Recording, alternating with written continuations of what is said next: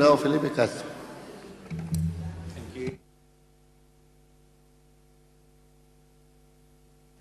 Gracias, presidente. Saludar al ministro de Hacienda que nos acompaña.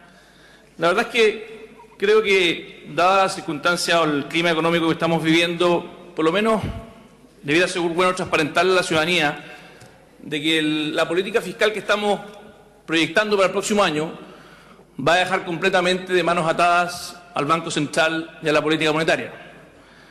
¿Por qué? Si tenemos hoy día una proyección de que el Banco Central espera una inflación del orden de un 5% y vamos a tener una expansión fiscal que se aproxima al 10%, claramente lo que esto significa es que el Banco Central no va a tener ninguna holgura para poder estimular a la economía en su conjunto y por lo tanto vamos a depender fundamentalmente en la capacidad del Estado de poder reactivar la economía.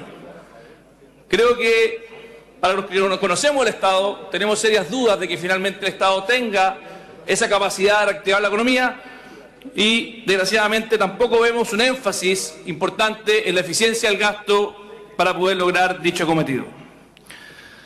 Lo cierto es que no solo eso, si uno proyecta lo que estamos haciendo con este presupuesto del próximo año, resulta que la situación fiscal, la posición financiera fiscal neta, no solamente nos va a llevar a tener este año un menos 3,7, sino que si uno proyecta lo que está ocurriendo, probablemente al 2018 vamos a llegar a un menos 9,5% del PIB. Claramente una situación preocupante, donde si no logramos recuperar o cambiar estructuralmente las proyecciones de ingresos estructurales del país, nos estamos acercando a una situación muy compleja financiera para el país. Dicho aquello, aún más preocupante resulta lo que ocurre en la partida de educación. La verdad, ministro, por su intermedio, presidente, llevamos 8 meses esperando la arquitectura de la reforma educacional. Muchos de nosotros confiamos cuando se dijo que se necesitaba una reforma tributaria, de que efectivamente iba a permitir reducir las brechas de desigualdad, reducir las brechas de oportunidades de miles de estudiantes que esperaban con esta reforma educacional poder terminar con el copago, acceder a miles de colegios y establecimientos que hoy día tal vez no pueden acceder. Pero lo cierto es que la reforma educacional no termina con el copago. Lo cierto es que los recursos que se nos dijo que iban a ir destinados a poder efectivamente mejorar la calidad de la educación finalmente no están. Si uno hace una simulación simple de los 2.500 millones de dólares adicionales para el próximo año proyectados, y uno estima y le cree al gobierno de que un 60%, 2/3, irían a educación, uno esperaría efectivamente que el aumento proyectado sea de 2.700 millones de dólares. La continuidad más un 2/3 de lo que se proyecta para el próximo año. Resulta que no están esos recursos. Y resulta que en educación lo que estamos viendo es que finalmente es simplemente continuidad. Ministro, por su intermedio, presidente, creo que es bueno y buena política transparentar al país que finalmente la reforma tributaria no iba para educación, por lo menos no el próximo año. Y esa es la verdad. Creo que la buena política es transparentarlo, decirlo con todas sus letras, y no haber dicho desde el inicio que 2/3 del presupuesto del próximo año iban a ir a educación.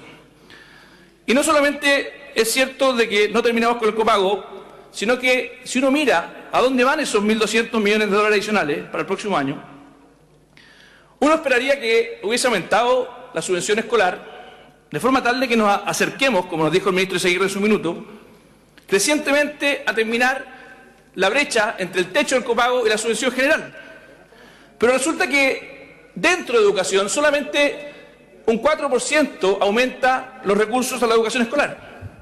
O sea, no solamente no se agregan los recursos que se prometieron, sino que los recursos que se introducen no llegan a nuestros niños, sino que van en su gran mayoría a la educación superior. De hecho, como podemos ver, la educación superior aumenta un 14%, muy por encima del 10% promedio, y la educación escolar solamente aumenta un 4%. Como si fuera poco, los recursos que se ingresan también son discriminadores, ministro, por su intermedio, presidente. ¿Por qué discriminadores? Porque resulta que parece que tuviéramos ciudadanos de dos categorías. Aquellos que van a instituciones que son del Estado y aquellos que van a instituciones que no son del Estado. En el caso de la educación preescolar, lo que estamos viendo es que si es que tú accedes a una institución del Estado, tienes una subvención de más de 100.000 pesos en preescolar. Pero si tú accedes a una institución que no es del Estado, lo que tú recibes son 65.000 pesos. Yo le pido, ministro, que ojalá vayamos emparejando la cancha, crecientemente, y que ojalá no tengamos estas discriminaciones que son básicamente arbitrarias y que no se condicen con la necesidad de una familia. Necesitamos un principio: a igual vulnerabilidad, igual apoyo; a igual necesidad, igual apoyo. Y ese principio, desgraciadamente, en este presupuesto no se condice. Y termino avanzando hacia una preocupación personal, ministro, que le pido que ojalá se pueda revertir. Usted sabe que se pueden hacer reasignaciones durante el año. Bueno, resulta que en el caso del Ministerio de Vivienda vemos cómo los subsidios al arriendo, que permiten mayor integración social, que permiten a las familias de menores ingresos acceder no simplemente a los guetos de pobreza que normalmente se encuentran en la periferia, se reducen un 20% los aportes para subsidio de arriendo. No solo eso, en el caso de los subsidios a las familias más vulnerables se reducen un 7% y en el caso de la clase media un 1%. En el caso del FOSIS, Ministerio de Desarrollo Social, un aumento de un 2%, ministro. ¿Quién entiende que un gobierno que se autodeclara con vocación social aumente el FOSIS con un 2%? Senadis, 8% por debajo del promedio. Senadis, Servicio Nacional de Discapacidad, que desgraciadamente pasa completamente inadvertido en este presupuesto. Y lo que vemos que tiene un aumento sustantivo es la CONADI. Me alegra mucho que podamos darle mayor importancia a la CONADI, Corporación Nacional de Desarrollo Indígena, pero lo cierto es que estamos viendo que hoy día la cantidad de reclamos y denuncias que hemos recibido en la Comisión de Pueblos Originarios y en la Comisión Investigadora que tiene hoy día la CONADI son tremendos. Por lo tanto, resulta una paradoja que se ponga el énfasis donde hoy día tenemos serias dudas si es que acaso esos recursos se están distribuyendo de forma correcta. Termino diciéndole que me habría encantado que hubiésemos partido trabajando con una reforma educacional con recursos en los profesores. Probablemente eso habría impedido que hoy día tuviésemos a miles de profesores y a miles de niños sin tener educación. Se han sentido completamente fuera de la reforma educacional, fuera de la discusión presupuestaria, y espero, ministro, que ojalá usted pueda enmendar el rumbo, porque desgraciadamente, como está hoy día la partida de educación, nos obliga a votar en contra. Muchas gracias.